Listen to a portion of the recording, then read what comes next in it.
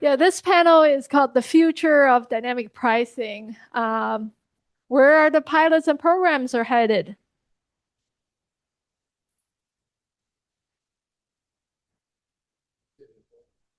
Oh, take any order you like.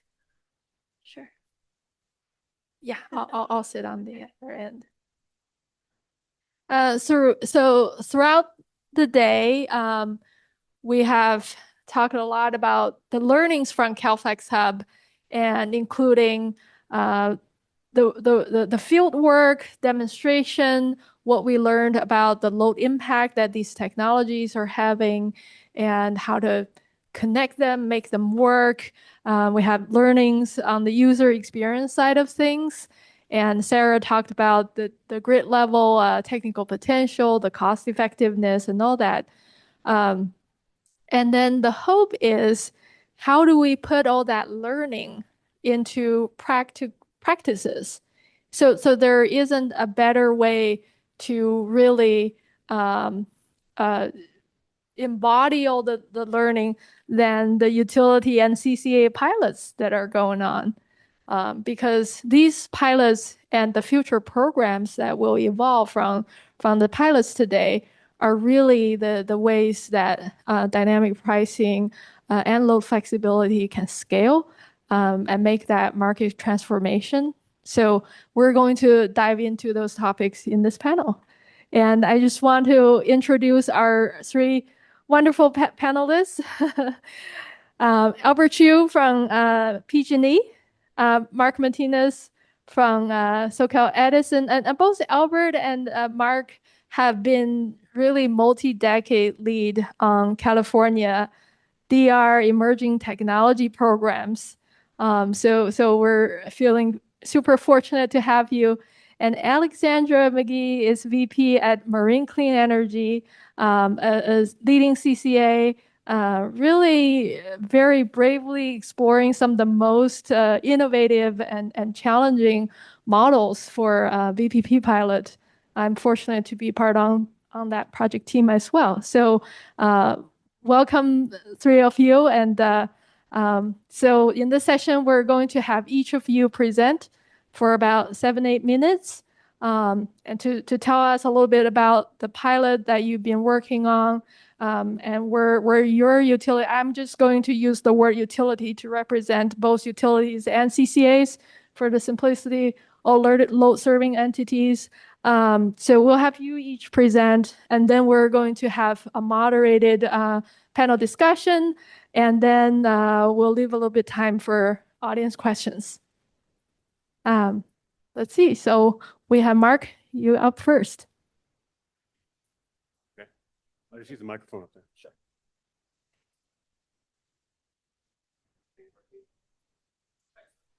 Press the button. There we go. Now it's green.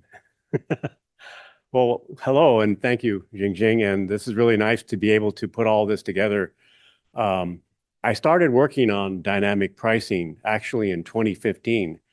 There was a fellow named David Hungerford that put out this grant funding opportunity, 15311, and in it was a project called Rates. And at the time, they didn't have an Edison contact with somebody who said, Mark, would you go and help these people out and work with them? And then here we are, 11 years later? Now we're actually implementing dynamic pricing. So it doesn't take too long, actually, but dynamic pricing is not a new thing, okay? I mean, how do we buy airline tickets? How do we book hotels? How do we go to concerts? And the 680, I understand, is having Caltrans has a pricing office at Caltrans that is looking at pricing based on congestion. So it's something that is here, but in electricity, it's a different approach. Okay, so I'm going to talk about the work that we did in our pilot and also what we're thinking about for the future. Next slide, please. So in 2022, this vision came out, and it was the result of a lot of the learnings from the original rates project back in 2015 and also some discussions with the PUC and CEC. And the vision of CalFuse is similar, I presume the same vision as Caltrans, basically is like when the grid is congested, perhaps there's a way to alleviate congestion by pricing. making it more expensive for cars to go on the road, or perhaps maybe putting prices to devices so that the congestion can be alleviated to some extent. So when you look at the vision, and this is a white paper that the PUC put out, it looks at how there could be a locational value. And I think Sarah earlier mentioned the CalFuse vision, which is actually a volumetric price, no demand charge, because the demand charge across the entire grid at the same time at the same price may not be a very elegant solution for certain types of locational values. So this was the vision that was initiated, and we started our pricing pilot back then in 2022. So the first thing is that there's three components to this pilot. The first one is, how do you calculate a non-demand charge across the entire system based on location that would actually reflect marginal costs and have good representation for value? Because as they say, how does the grid articulate its needs? Does it through prices? We have time of use. We have other types of things too, and demand charges. So that was the first thing. The second thing is, can a device respond to a price? And we've heard how different technologies are out there, but I kind of knew that there were other companies out there that were already managing costs for customers. They were, putting in batteries, or they were adjusting demand charges or adjusting thermostats. So we hired some of those companies, and we said, look, we're going to come out with a 24-hour price a day ahead of time. Do you think you could help the customer save money? And they said, yeah. And they did, demonstrated in the first pilot. The second thing is the billing process, and I'll talk about that later. Next slide, please. So we've been talking about smart homes ever since probably the home was built. There's something smart about it. I think microwaves from the 1980s were smart somehow, but your refrigerator doesn't know when to defrost. It doesn't know when to make ice. It just does it because it has to. So as we have now evolved with smartphones, smart technologies, and things like this, we now see kind of like a flood of technologies. I mean, when I rented a car going to Palm Springs a couple of months ago. The car knew when I was yawning, and the car knew that I looked at my wife to the side and said, "Keep your eyes on the road," and it kept me in the lane. So cars are smart, and we can all appreciate the fact that smartness is here with us. But how does the home react to that? Nest thermostats have proximity sensors. They have a neural network in them that optimizes, your conditioning. There's lots of different things. Your car should know when to charge and when it doesn't need to charge, things like that. So that's the thing that's out there. And as we've seen from some of the presentations today, they just all need to get a right signal. How can the grid tell them what to do or what not to do? So that's the other secret. Next slide, please. So for my project, Rates did that with a home automation system back in the day, but now I was more interested in large customers. I had a big knowledge hole to fill, and I wanted big rocks. So we worked with large agencies, and we worked with, air conditioning companies, well, not companies, but I should say schools and auto dealers and things like this. And we said, we're going to send you the price, help them save money, and help them respond. The thing about it, though, we didn't change the rate. They were still on the time of use rate. So we had to develop what we call a shadow bill. And the bill was what you would have saved, okay? And the way the pilot worked was that if they didn't save any money, they didn't pay any more, okay? But if they did save money, then they get a check at the end of the year. And some of them got some good checks. So the technology here is that we had a price machine that was developed by a company, and we had billing data, and we had the ISO wholesale market prices, but the price consisted of several components. It was not only the energy from the market, but it was also fixed costs. There's a lot of fixed costs in the price these days. And then we also had marginal costs, but then how do you calculate the value of demand on an instantaneous basis? So there's this complicated quadratic equation that the price people came up with. And they said, for this A bank, this is the price, and for that A bank.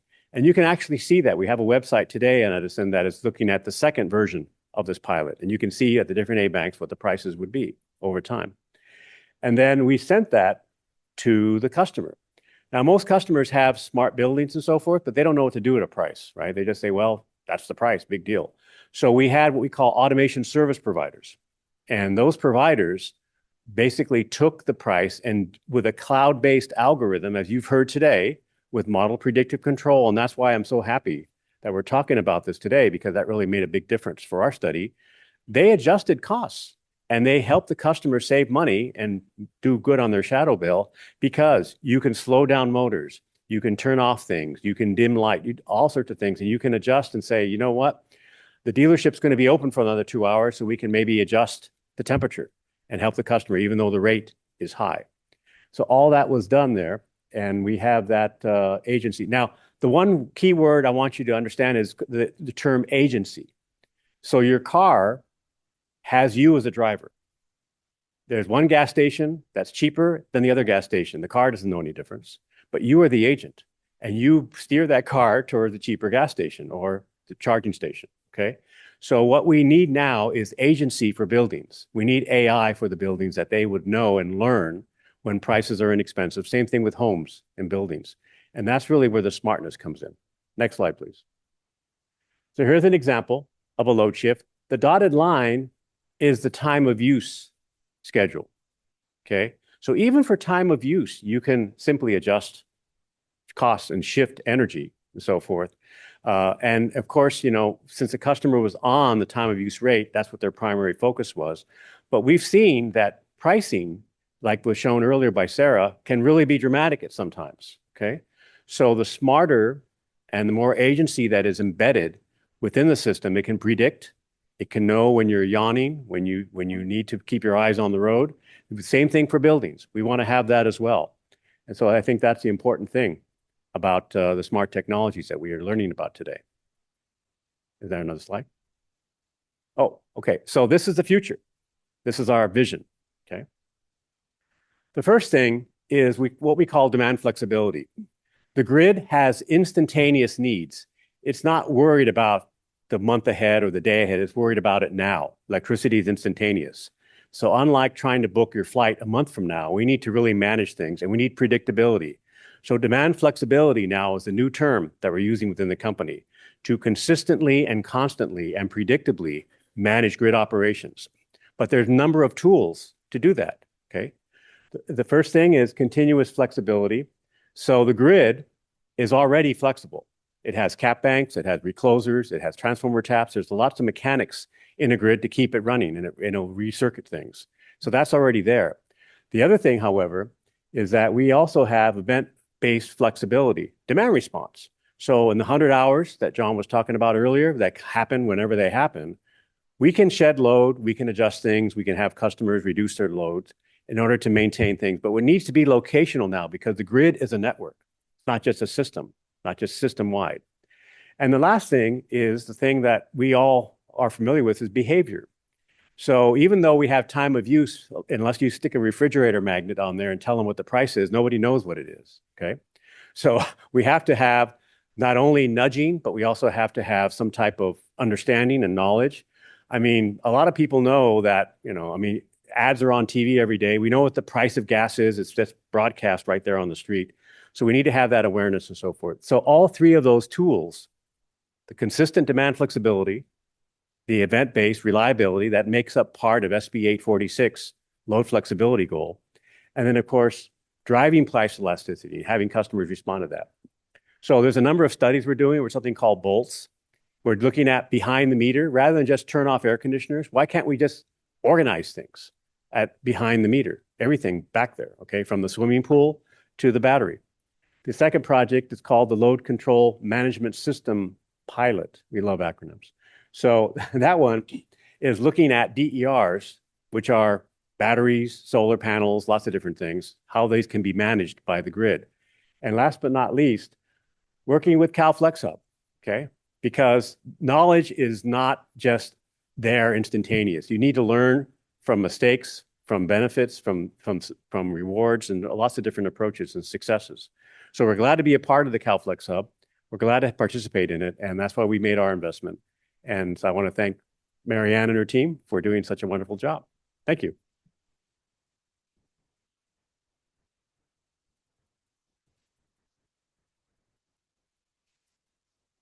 Hi, everyone. Albert Chiu from PG&E. Can you hear me? Okay, great. So do I just click the button? Okay. Oh, there you go. Thanks. Okay. Well, first, thanks, LBNL, inviting us to share some of our preliminary lessons learned on our dynamic pricing pilots. Unlike many other projects, that Edison's is more advanced than PG&E. This one, PG&E, we are a little more advanced, in a status perspective, because partly because we worked with Valley Clean Energies and a couple others pilots to launch a dynamic rate pilot before this one. So we have a lot of the system and pilot designs already figured out. So therefore, we were able to launch this pilot earlier than Edison's and have some preliminary results share with all of you. So with that, we have 9 CCA participating in this pilot, about 16 automation service provider. The automation service providers are the terms that we developed with the IOUs and the CPUC to categorize the technology providers that is providing support to the customers and help them to translate that price into some actions. So we call them automation service providers. Right now, there's approximately 2,300 sites participating in the pilot. We have agriculture, residential, commercial, industrial, and bi-directional EV chargings. We have 340 megawatt enrolled customer load. Okay, I just want to, make sure we, emphasize that it's the 340 megawatts and more customer load, knowing that not all of their customer load is going to be managed, based on the dynamic rate. However, because of many different reasons, we use enroll customer loads as a KPI, for the pilot. So with that, as many have already mentioned, like it is a pilot that we send dynamic pricings to customers, and it's a day ahead hourly price. And we do upload the price in Midas. However, majority of the customers and automation service providers are getting the price from our OpenADL API, and also we do offer a proprietary API, so there are options there. And then, as Mark pointed out, it is a shuttle bill. Customer pay their regular bill, but then the credit would apply to their OAT, which is otherwise applicable tariff at a true-up annually. Oh, okay. So this is the architecture of the designs of our HFP program, stand for hourly fixed pricing pilot. As I mentioned, we have, for number one, we provide the price signals 24/7 day ahead. Oh, it's a 24/7 day ahead with 7-day forecast price signals. So every day, we update it. Through the GridX APIs, GridX provide both OpenADL and a proprietary API, and then we do upload it in the Midas. And then for number two, we target, educate, and onboard and enroll customers. Most of the customers are enrolled by the automation service provider. And then the ASP will implement the load shifting algorithm and methodologies and connect with the customer and use technologies. And then they adjust the performance, and we provide feedback to them. And then we continue to optimize and automate the response shifting customer load. Some of the end-use technology on the right sides that are participating in our pilot, including EV charging, heat pump, HVAC, cold storage for commercial customers, pumping, and again, bi-directional charging. Next slide.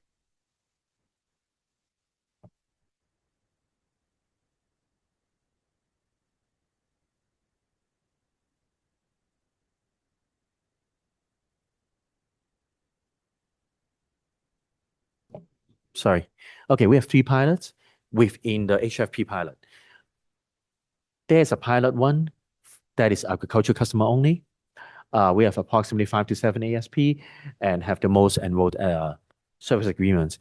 And that's also partly because we have the original agriculture, we call it AgFeed, because of the AgFeed paved the road of many SAID. So therefore, it was easier since we have a ASP that are very familiar with the technology and the the dynamic pricing design. So therefore, we are more successful in that area.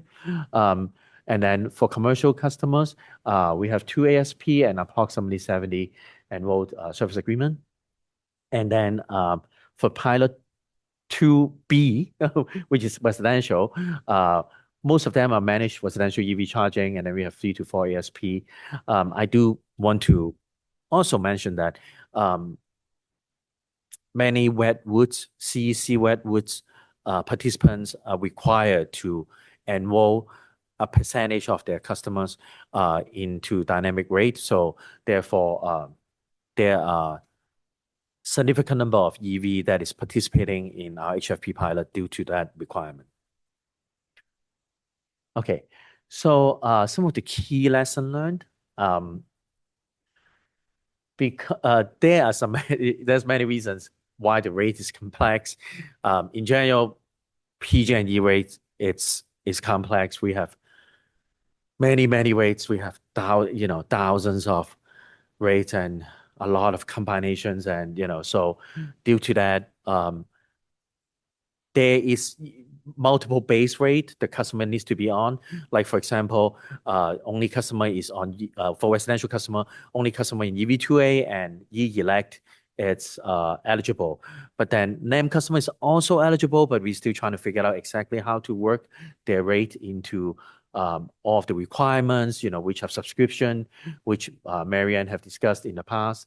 And then do participating is definitely a challenge. It's something that will be addressed in the demand response OIR. Right now, customers are not eligible to enroll in a dynamic rate and a demand response program at the same time. There are exceptions, which is ELRP A5. Customers can do enroll due to some special circumstance, but otherwise, customers are not able to do enroll in dynamic rate in general with demand response programs. And then customer enrollment, as I mentioned, right now is a risk-free opportunity. And then there are other CEC programs that require the participation of dynamic rate. We don't necessarily want to look at existing I would say it's success, right? Because, look at all these SAID and all these customers participating, but I don't necessarily feel like we need to look at that and say, oh yeah, we are successful in, dynamic rate, because the existing shadow bill model, in my opinion, it's suboptimal, right? Customer is not getting quote unquote penalized. They can only earn incentive, and should a rate be like that? No, I don't think so. Real-time pricing, customer, if they don't do well, they periodically should be paying a higher price, right? So to me, there's a lot of exploring and investigations need to happen in that area, beyond the shadow bill design. And then, as I mentioned, there are high level of interest, but as much as there's a lot of high level interest, we only have a few ASP that are very engaged. So even though a lot of ASP show interest and actually, talk to us and have signed on to participate, but when it comes to actual results or activities, out of the 16, maybe only 3 or 4 are very active and getting a healthy set of customers to the program. And we are truly appreciate the CCA collaborations and the participations at 68% of our customers is under CCA, and the fact that the rates have a generation and distribution component in it. It is very critical for our CCA to be part of this pilot. And basically, if the CCA is not partnering, then we cannot offer this pilot to their customers because, that the rate, it's a combination of generation and distribution. So we are definitely learning a lot on how to work with our CCA to update them, to provide them the different options on rate calculations. And there's still a lot of work to be done, with those partners. But, it was so far it is a good experience. So with that, I think I'm going to change to, can you, next slide? Yes. Okay. I do want to point out that I have a lot of good discussions with, during lunchtime with many of, my old colleagues here. And it's what PG&E is thinking is, in addition to price that we provide to our customers, I think at a high level, we share the same goal. We want to be able to leverage load flexibility to help manage our grid efficiently, benefit, more efficiently, enabled electrifications, enable energizations, and enable data center, EV charging, and all these new loads without raising our customer electric rates. And so therefore, I think we all agree that we need to better manage our grids, leveraging demand flexibility by providing a day-ahead 24/7 signals to the customers. We think price is one way to do it.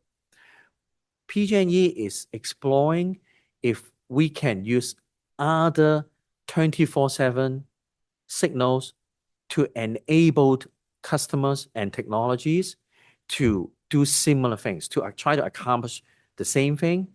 And this is when the SAFE pilot comes into place. I need to speed up, I don't have much time. So this is basically a pilot that we leveraged batteries and smart panels, and it doesn't limit to these technologies. But what we did is we provide a day-ahead 24/7 load shape, okay? And the reason why we think load shape may be better for residential customers, which we don't know if residential customer with dynamic rate, it's the best, right, for residential customer, unless they have tons of ASP to help them to manage their rates. So yeah, we are thinking that, how about we send this load shape to this customer technology, but they continue to be now in a regular rate. We get some, in the dynamic rate pilot, we get some response. It's like, oh, if the rate is not, the delta is not high enough, then they don't know what to do, right? The ASP don't know what to do because that price differential is not high enough. We don't necessarily want to artificially make that higher, right? Because then that's deviate from the original dynamic rate design. But then at the same time, when the rate is high, they don't necessarily tie, customers don't necessarily tie that, oh, the grid needs is high. No, they say, oh, they just feel like, oh, PG&E wants to make more money from them. So that's a concern, right? So therefore, we are thinking that, how about we provide a load shape to their technologies, but continue their existing rate? Maybe we'll make some changes to their rates because, obviously we need to provide some incentive, and exactly what kind of incentive we need to provide to all market participants is TBD. But this program over here, this pilot over here, it's a result of that concept. I'm not going to go into it because I'm running out of time, but for anybody that have questions on this SAFE pilot, I'm happy to talk to someone, to talk to you guys after this. Thanks.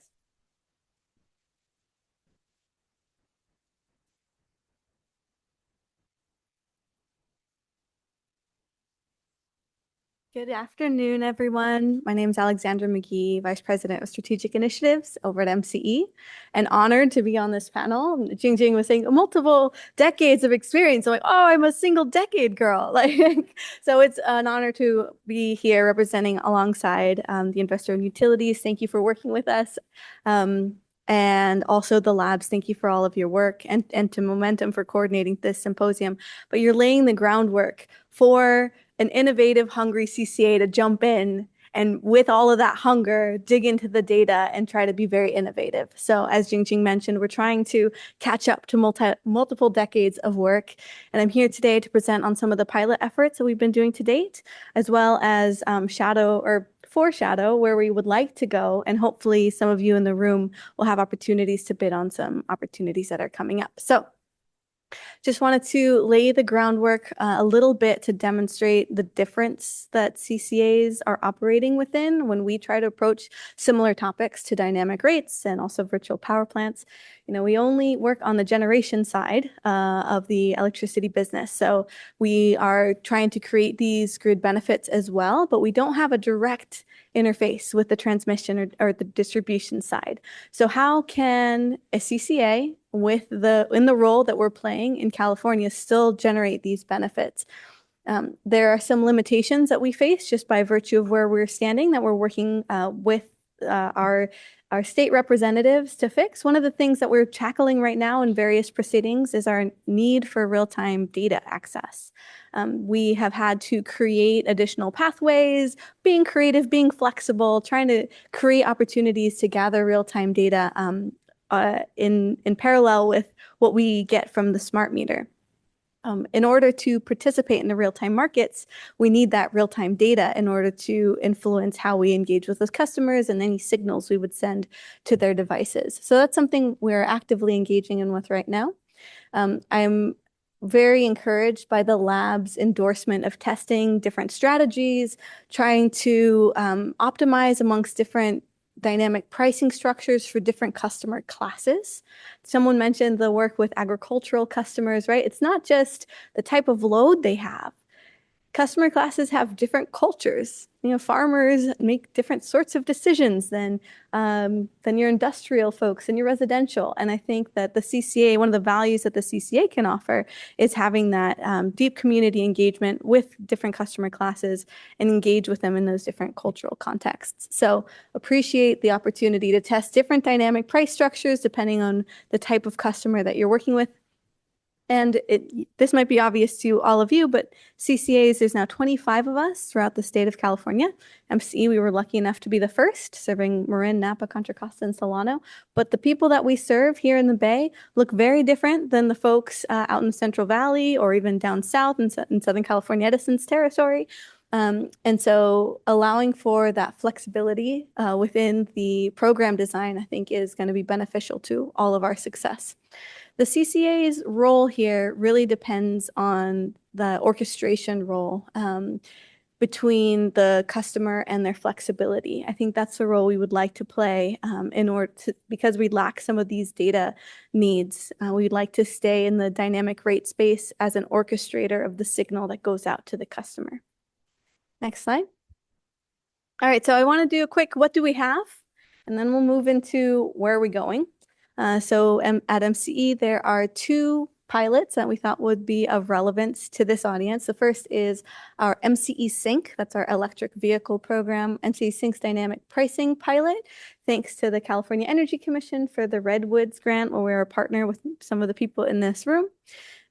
That pilot takes day-ahead prices and provides off-bill credits and as well as off-peak savings to facilitate customer load shaping with their electric vehicles.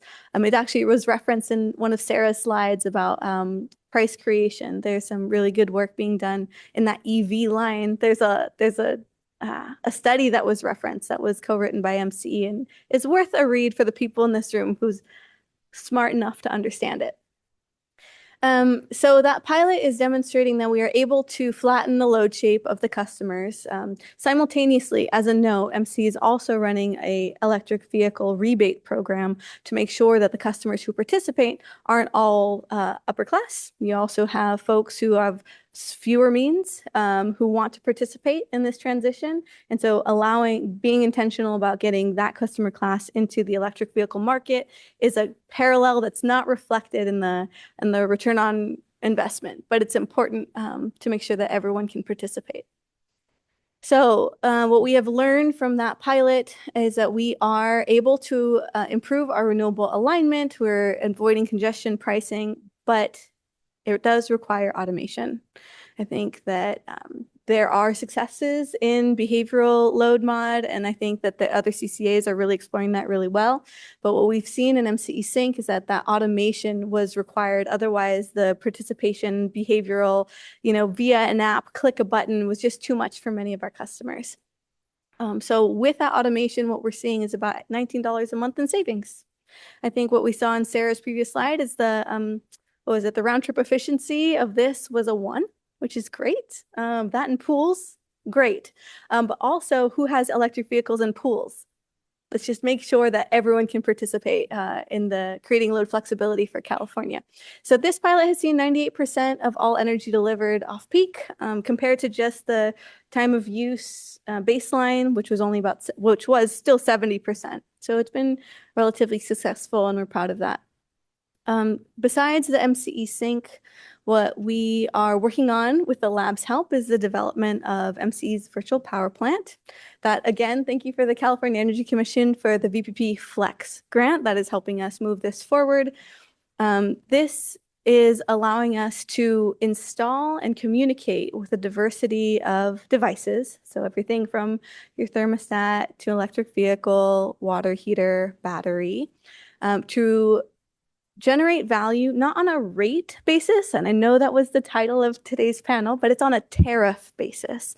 So MCE has a special tariff for virtual power plant participants, and it provides flat billing credits on bill. So again, not confusing to the customer. You don't have to, deposit another check. You just get it right on your PG&E bill. It's flat rate for customers, and it's stackable depending on what you have installed that can communicate with MCE.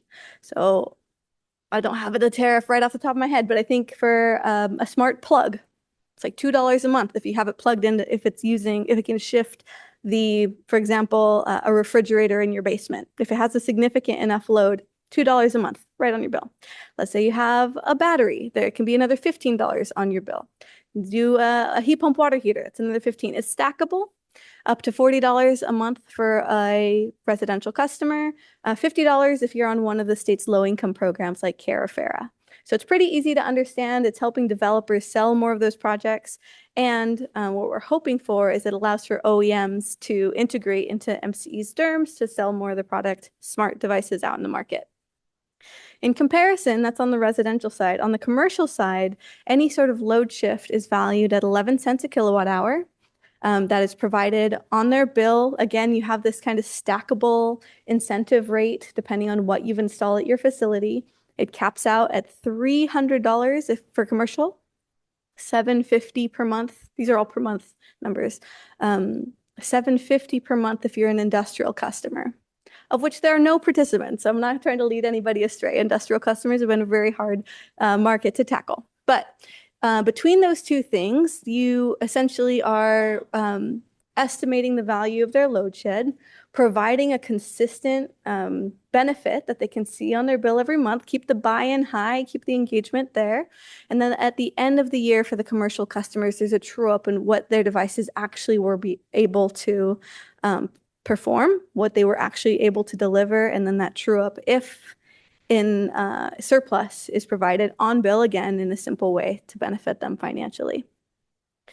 So these are ways that we are testing out some of these market benefits to integrate, not just for the benefits to come to MCE, but also how do we share it back to the customer? And sharing it with the customer is key to where we would like to move into the future. So if we could go to the next slide, please. So I put challenges first because I feel like I want to always jump to opportunities, but we're going to end on the excitement, and we'll just try to get through challenges. TRC, I see you smiling. All right, TRC smiling about challenges. So so I'm in the right spot. So some of the challenges that CCA face that is more unique to our position.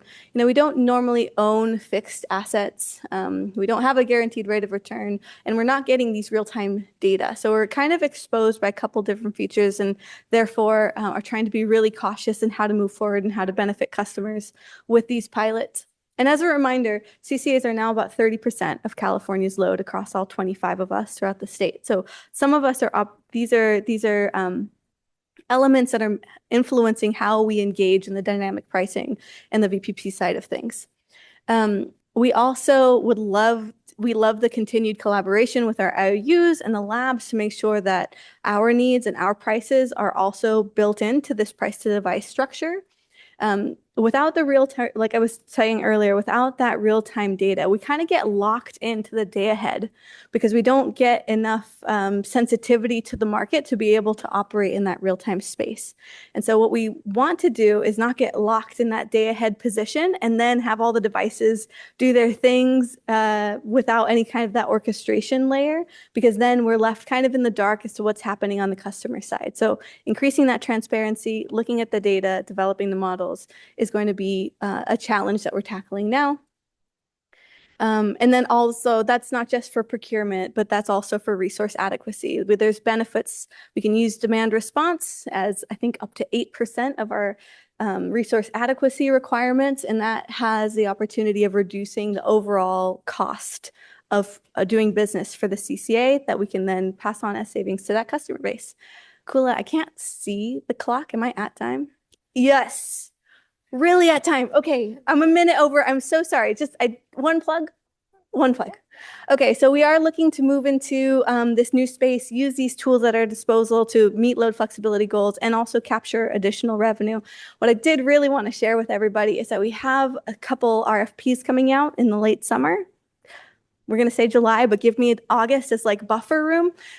So summer solicitations, we're going to be looking for developers, financiers, OEM partners, aggregators, and also a measurement and verification partner for the VPP Flex grant. You can sign up at mccleanenergy.org/solicitations, and I look forward to seeing your bids. Thank you so much. Thank you, Alexandra. Okay. Watch out for those RFPs. Big thank you to all of our panelists presenting and sharing an overview of your most relevant efforts, and also giving us sharing the vision of your utility, where things are headed. And like Albert mentioned, dynamic pricing is one way to get load flexibility, but there are other ways. And PG&E is experimenting with the SAVE, which is a VPP pilot, and you're hearing different flavors of what a VPP pilot can look like from Alexandra. So when we transition into this moderated panel discussion, I want to first just share a couple of my own perspective when it comes to dynamic pricing versus VPP, because these terminologies are getting tossed a lot these days, and people ask all the time, like, what do you mean by using these terms? So I thought it would be helpful to kind of level setting a little bit. And so I would say dynamic pricing, VPP, probably one of the biggest similarities is the technologies, the automation technologies to support these different ways to get aggregated customer side resources to support different grid services and needs is incredibly similar. There's a lot of overlap, and but there are some really interesting differences. So VPP, in my opinion, is quite similar to the traditional demand response.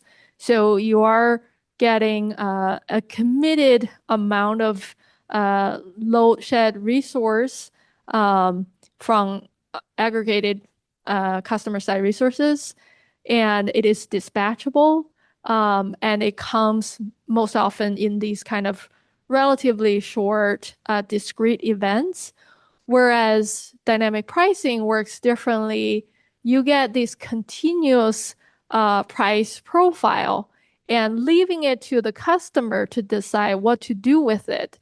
And of course, like Mark was saying, that you can have agents. So your automation technology can be your agent to kind of embody how you would like to decide how you use your energy. Depends on what the price is coming up and what you're willing to pay for your energy usage.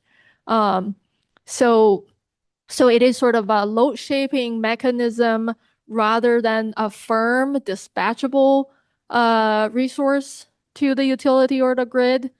And another interesting difference is that how the value is being distributed. In VPPs, or at least today's VPP pilots all around the country, it's very often that the utilities are paying the automation service providers a chunk and for the resource that they bring to the utility. And then the ASPs get to decide how they want to compensate their customers. So it can there's a great variety of sort of structures in terms of those type of agreements with their customers. They can range somewhere between paying a very small fraction, and maybe because they think they're providing their customers values in addition to the energy side benefits. And to in some cases they're sharing a very good chunk of that value that they're getting paid from the utility. So it varies. Whereas in dynamic pricing, it works at least in the pilots, it works a little bit differently. Because of the rate is really reflecting what the customer will be ultimately paying on their energy bills. So that's really where the value is sort of resulted in the customer's bills. But in addition to that, the utility may be paying the automation service providers additional compensation for the service that they're providing. And of course, it may be more significant during pilot stage, and when we transition to programs, that may be reduced. And so all of these sort of business models nothing is settled. It's all evolving. So it's very worth kind of watching and tracking together. So with that, I have a few questions for our panelists. First of all, I want to get your take on sort of the different roles that the dynamic pricing and VPP are playing, and how does that fit in your utility's vision? And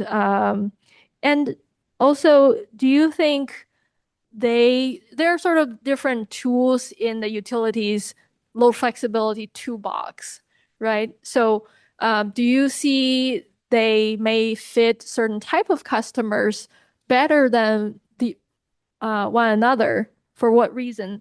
And for your utility, how are you thinking about choosing them for different purposes? So Albert, do you want to start? Yeah. So first, I think there's no one size fit all. There will be dynamic rate for different customer segments, and there will be the VPP programs for different customer segments. I do, however, believe that VPP may be a better tool to address distribution needs. The reason is right now the existing dynamic rate pilot have it's combined with generation and distributions, and in the future maybe also transmission.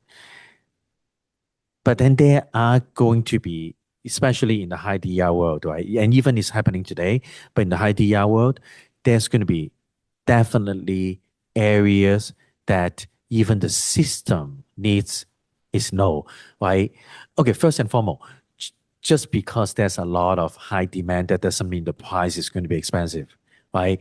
It's all about if ISO is successfully forecasting their price, the price of the market, I mean, the demand would not impact the price that much because there's plenty of supply. Then, as a matter of fact, high demand, if the supply is more, it will be cheap, right? So if you look at the market, like high and low demand on electricity doesn't necessarily equal to the price of the market. Then on top of that, that price is a system price. And therefore, even though there's a system needs, then on a distribution level, then it may be a constraint. So meaning that just because there's a lot of generations at the system and the price is low, we don't necessarily want to send the signal to this distribution constraint area and say, hey, the price is low, go ahead and, use as much electricity as you want, because then, we'll have a problem, right, with that specific distribution constraint area. So therefore, a pricing, so far we look at the pricing, maybe a good indications of most of the time, at a generation level, it can reflect the conditions. But then on the distribution side, maybe a VPP that is firmer, I guess, based on your definition, I don't know, I think it depends on how you define it, maybe VPP may be a better tool to adjust distributions. But then at the end of the day, I think, we do need, there's a lot of questions that need to be answered. Like, and we don't necessarily have the answer for it. It's like kind of the equity issues. It's like, if your neighbor purchase an EV, should your price be more expensive now because, the secondary transformer is more constrained, right? Like, can, just that concept and then multiply that by, many different level. Like, I definitely don't have the, I think if it take all of us is going to figure out, on a policy perspective and a technology perspective, how do we address some of these questions? But it's real, right? Like, how do we, like, the price itself, if you're looking at generation, it shouldn't be fluctuate that much. But then if you add distribution, it can fluctuate a lot. But then it fluctuates a lot for many different reasons, and then equity become a concern. So yeah, I don't have the solutions, but I'm just kind of pointing out what we are experiencing in some of our pilots. Thank you, Albert. This kind of begs the question, why do we do research? What's the hypothesis? What are we trying to solve? So, we've shown that we can come up with a price that fluctuates. I mean, everybody does it in the industry, everywhere. But we've also shown, not only through the price pilots that we've done at the utilities and also some of the work at the CCAs, that you can find technology. Technology is never a problem. There's always some solution, right, that'll fix it. There's some way to fix it. I mean, the example I gave about the car, knowing when I was not looking at the road and so forth, it wasn't doing that to save me money. It was doing that to keep me safe. So one of the things that we're looking at in trying to solve a problem here is keeping our grid affordable and safe for our customers. We want to make sure that everything's going to continue working. We have an obligation to serve, and it's keeping things affordable and keeping things working. So after World War II, everybody plugged in air conditioners. We got to fix the grid. Now we have EVs. Now we got to fix the grid. So there's always a technological solution. But here now is an opportunity for our customers to be partners in that solution, because they have now a lot of stuff. They have EVs and heat pumps and all sorts of devices in the home, the smart home. And also our large industrial customers really do want to be partners because they want to take advantage of that inexpensive energy so that they can keep their costs down. So the more energy intensive you are and the more cost basis that your industry is based on electricity, you really want those solutions. So the research that we're doing with the CEC and in our utilities and other with the CCAs is to find ways to solve these future problems, okay?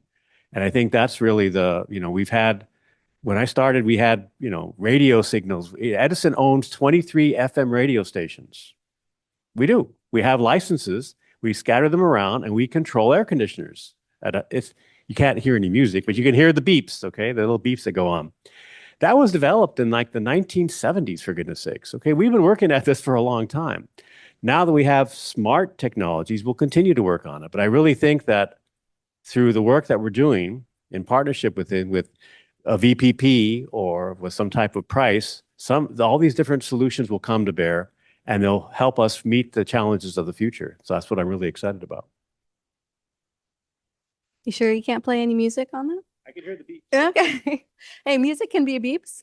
I think to Jingjing, your point, I don't think dynamic rates or VPPs are mutually exclusive. I think they're different tools. I do think that the data access issues will influence how successful implementations can be in either realm. But to your point, it's not just necessarily an economic benefit that these devices are providing. It's also safety. It's safety for the grid, but also safety for the customer. For example, I'll just use two examples. One being, we've talked a lot about thermostats. Well, thermostats control heating and cooling. Heating and cooling can be a life or death situation for a customer who's using it for medical baseline. Medical baseline is, I think heating and cooling qualifies you for the medical baseline allowance if you need that for a health reason, right? So how do you ensure that the customer stays safe, they're having their medical needs met, as well as participating in these grid benefits? Another thing, batteries. We talk about batteries. A lot of us are putting a lot of our bets on the fact that battery energy storage behind the meter will provide a lot of the load flexibility that's needed. But I'm from Napa. MCE serves the county of Napa. We get hit by wildfires all the time. Sonoma Clean Power, you might be in here as well. The actual value proposition to the customer is, I need that battery, or I want to have that battery. It's a fear-based decision, but hey, we're human and we make those decisions. This battery is going to keep my lights on during the next outage or during the next wildfire, right? So they don't necessarily want to be offering up that battery for load flexibility all the time. So in terms of your question, which one's best? Let's experiment. Let's figure out which customer class, which DER responds best in a dynamic rate setting versus a VPP. And I think we're going to find is that there's a lot of customized sensitivity depending on the rate class and the locationality. And like I was talking about before, the culture of the customer class you're talking about. Yeah, I want to expand on your point there, because one of the projects that we did within our portion of CalFlexHub was looking at the Central Valley. And, how do customers actually connect to the internet? How are they making, what type of broadband or what type of systems? I mean, there's a lot of stuff out there. I think John was talking about Peloton thermostats, and there's all sorts of different ways. And I talked about FM radio. I mean, we controlled load switches with AM radio back in the 80s, for goodness sakes, and so these types of systems, technology will always come to bear, but we can't expect everybody to have the same level. So those are the kind of things we really need to start exploring more. Yeah, thank you for sharing perspectives on that. And like Mark, you said, utilities has an obligation to serve, and really keeping energy affordable is one of the sort of the ultimate goals here, and while keeping safety and reliability. And Albert, like you're saying, PG&E is experimenting a different approach. We are kind of flipping this and giving the load profile to customers look at, so that they are directly seeing what the problem that we're trying to tackle with. They're seeing how we together are riding on that load curve towards the peak, and seeing, unless we take actions, there could be a problem. There could be blackouts. And so instead of giving them the price that I'm charging you more for that, they're directly thinking about the problem directly. So yeah, talking about the energy cost, and we were hearing earlier today from Sarah Outcott, and there's we are hearing our stakeholders loud and clear. They want simplicity, and the customers really want guaranteed savings. So how do we get that?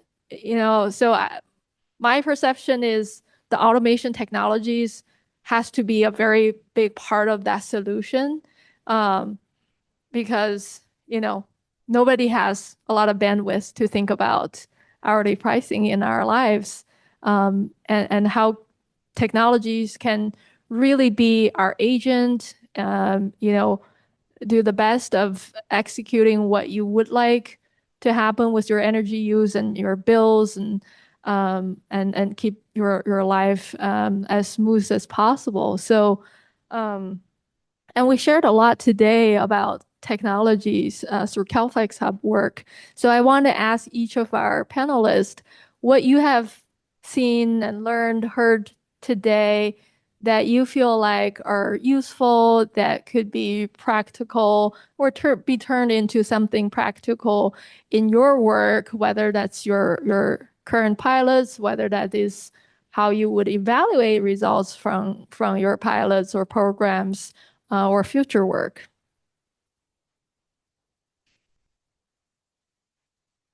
From our experience, we think building automation systems, regardless if it's residential or non-residential, would be key, regardless if the tool is dynamic rate or VPP moving forward.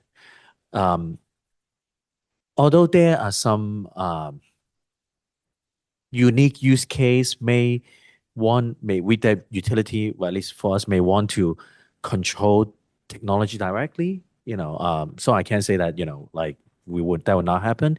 But in general, at a high level, we think building automation system for on residential side and non-residential side, hopefully they will be centralizing the control so that when we send a signal, regardless if it's a pi signal or a 24/7 no shade, right? Then the energy management system will be able to control the battery, the EV, the thermostat, the water heater, okay, and all simultaneously to respond to this. It's a very, hopefully maybe it will be a fairy tale, but like we want to aim high, right? That would be one way to help us, because first, with sending signal or controlling individual technologies can be costly, and then second, right now the settlement is at the meter level, and for load management and overexplicability, and therefore it's going to be challenging unless we submeter all the technologies, which council is looking into that in the new DDAMI.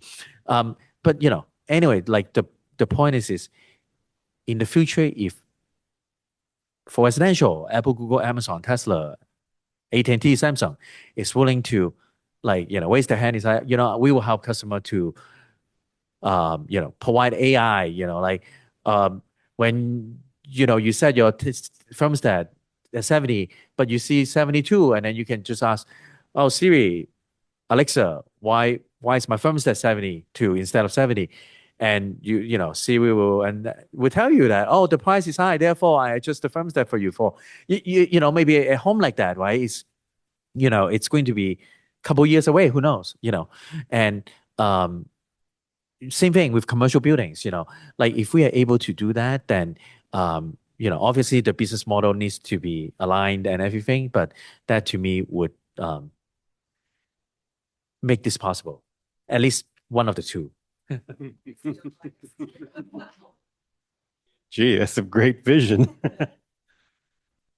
The thing that impressed me the most was the passion of people here that are trying to figure out a way to help us meet the needs of the future. There was a whole bunch of folks on the stage earlier, all working on new projects, all new ideas. I mean, isn't that something?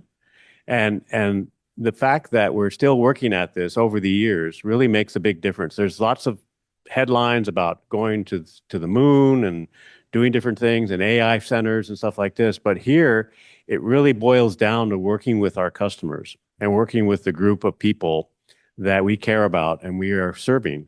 And I think that's a community-based approach, right? Because all the communities, like you said, all have different needs.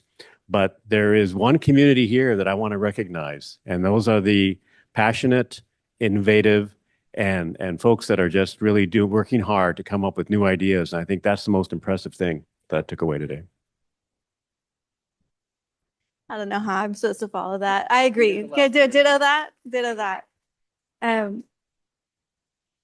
Perhaps I think perhaps I like what you said. You should have sat here so you could have had the last word. But I will come back to what I was thinking would be the response, which is I think that what we will be needing is the lifetime analysis of the DERs over obviously their lifetime, right? When they start to degrade, how does the value change for the grid resource that they are supposed to represent? Right now, that's not baked into the tariff structure. It's not baked into the rate structure. And so how are we capturing the degradation of value over time? And not just of the devices, which is just really easy to focus on, but like the ecology of people that it takes to keep them alive. Just one example, we have a lot of battery vendors who have gone out in this new market and they've tried to sell a lot of product and they didn't quite get their business model right and they've gone out of business.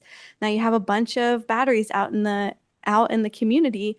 How can the utilities serve as the Frankenstein monster, go back in, jumble up the guts, and get them back online, right? How can you revive some of these stranded assets that are out on the field because they were novel and we've hit all sorts of bumps in the road?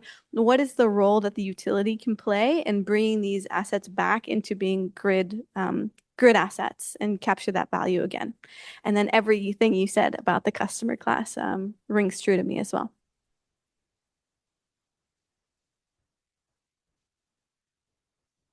Great. Kula, should we take audience questions? Okay, yeah, let's do that. Does anyone in the room has a question? And we'll also try to monitor questions from the Zoom platform.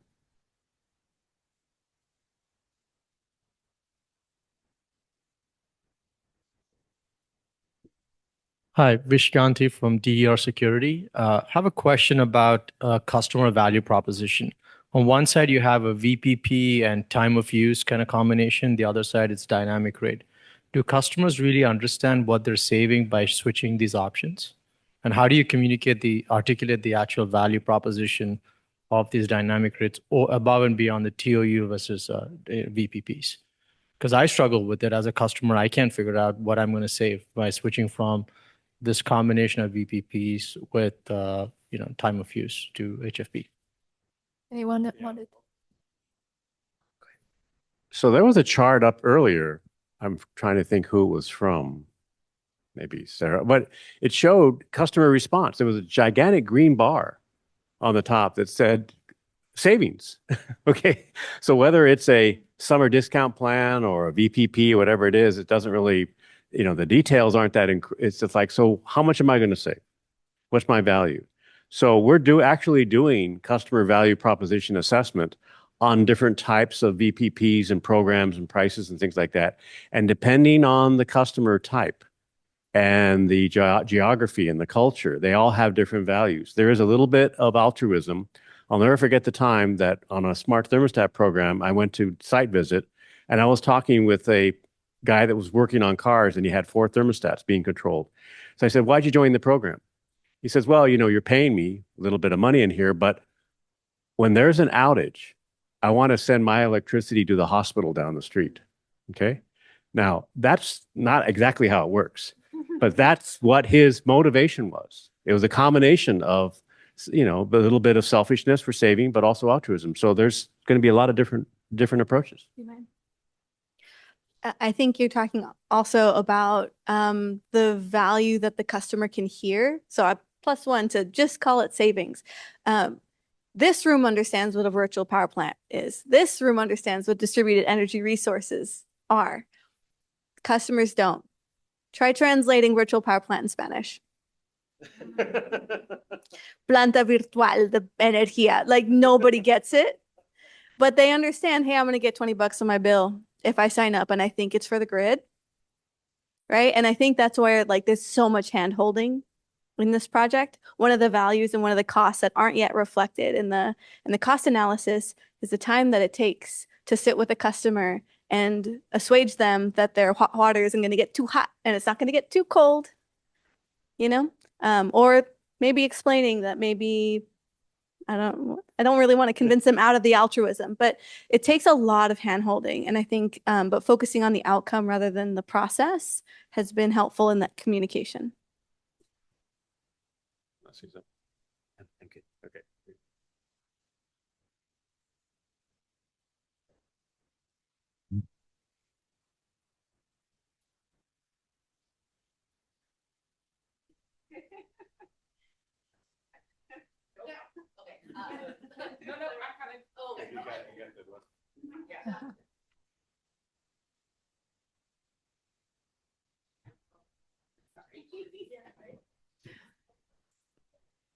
Claire Huang with Ava Community Energy. This question is for Alexandra.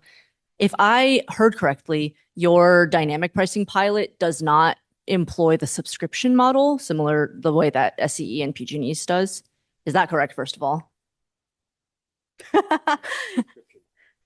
Yes, yes. Okay. Yeah. In that it's the case, same. my question is, how did you guys manage sort of the customer hesitancy to get on a dynamic rate? You know, like what if they don't save money? What if they have to end up paying more? I guess, how did you manage that in the way that the rate is designed and also in the way that you advertised the program or the pilot to your customers?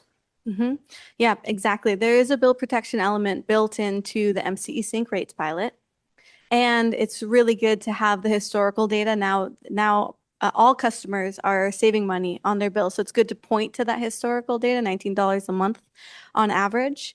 And there was one other element there. Oh, I think that that program's EV only, right? And so there's a bias in the customer class that participates that tends to have a higher threshold for early adoption.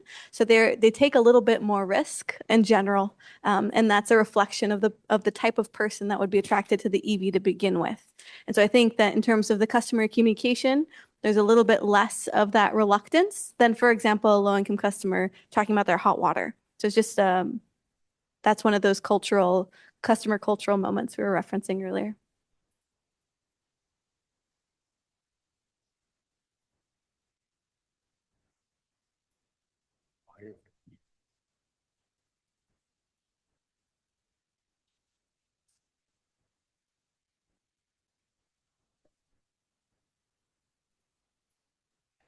Thanks. Claire Broom, Emory University. This is related to the question that was just asked, but we've heard some wonderful examples of how much could be saved in the grid benefits of dynamic pricing.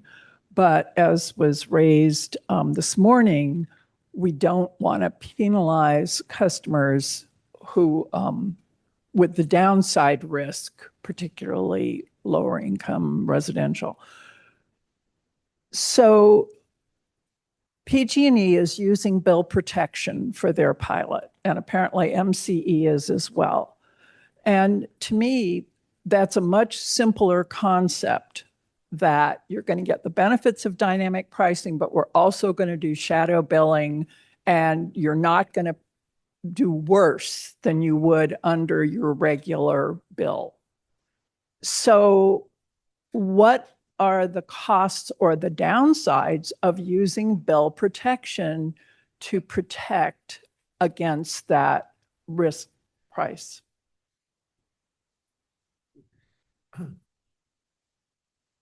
So first, I think there are a lot of different opinions on how future dynamic rate design should be, and I'm not here to I don't have a unified. PG&E doesn't have, I cannot represent PG&E for all the the ideas, But personally, I do feel like that there's pros and cons of having the customer being able to needed to pay more if they use electricity during the high price, because it creates a marketplace for third parties to help them to manage that chicken and egg thing in the first section or second section that we talked about, right? If we have bill protections, then you kind of take away the chicken and egg. They will never, you can never solve that, because there is no market. Like, it's always going to be carrot, and therefore the third party doesn't need to jump in, right? But if the customer end up needed to pay more for the electricity, then I feel like then the third party they will all comes in, and because there's a business model for them to make money, that, right, they can come in and say, oh, you know what? In order for me to help you, I'm not saying like a lot more, the risk needs to be managed. But if it's just carrot only, then right now I've heard from third party and the ASP that they cannot make a business model out of this design right now. And I know it's controversial, but I just want to put a different idea out there for people to talk about, and, by no means this is PG&E positions. I want to make a comment about pricing. So in the 1990s, there was a big differential between on-peak and off-peak. Okay, we had demand charges and so forth. The reason for that is because we had fossil fuel power plants, and they were more expensive to run during the day. We didn't have a lot of base load. And now, fast forward 30 years later, we have a lot of solar. There really isn't much differential. But back then, people had load shifting technologies. They wanted to move from the off-peak. So they had thermal energy storage. They had all sorts of different systems to move things around because that price made a difference. Large customers, not so much. They still ran their air conditioners because electricity wasn't as expensive, but that was price elasticity and technology solutions. And we now have a similar problem. We have a surplus of solar, and we have the duck curve. We have all these other issues. So technology now will start to emerge to try to siphon things. And batteries didn't exist back then, but now they do. That's, I think, the new technology that's going to replace things. Just briefly, your question was why not just institute shadow billing across all programs? I think. And well, let's just say everybody tanks. Everybody fails. Everybody is actually a net cost to your utility as opposed to a net benefit. If you're not, I think that to your point, who absorbs that cost? It's going to be the utility, right? If your bill protections is always in place, you're going to absorb that cost, and then it gets passed along to the whole rate base, despite despite the intentionality of it. I think then the person who gets penalized, it's a non-participant, and so that would be a reason against it. Great. We have one virtual question from Stefani Wayland. This is for you, Albert.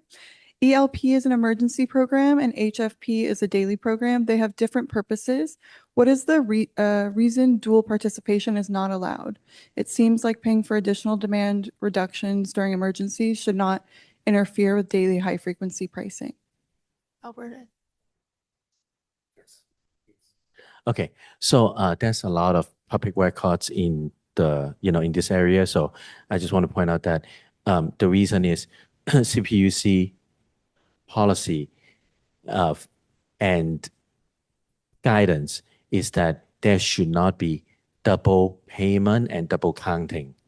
And that's the reason why we are not able to have customer do participate because of the double compensations. And when the customer, ELP, some of the subgroup have aggregators, and unless the aggregators provide us exactly how much they pay the customers, we are not able to mitigate the double payment issue. So therefore, only certain subgroup is allowed the double participation between ELP and HFP.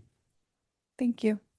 I just want to flag that as an excellent question. It will, continue to kind of evolve, where the policy and regulations stand today may not represent what it will be in a couple years down the road.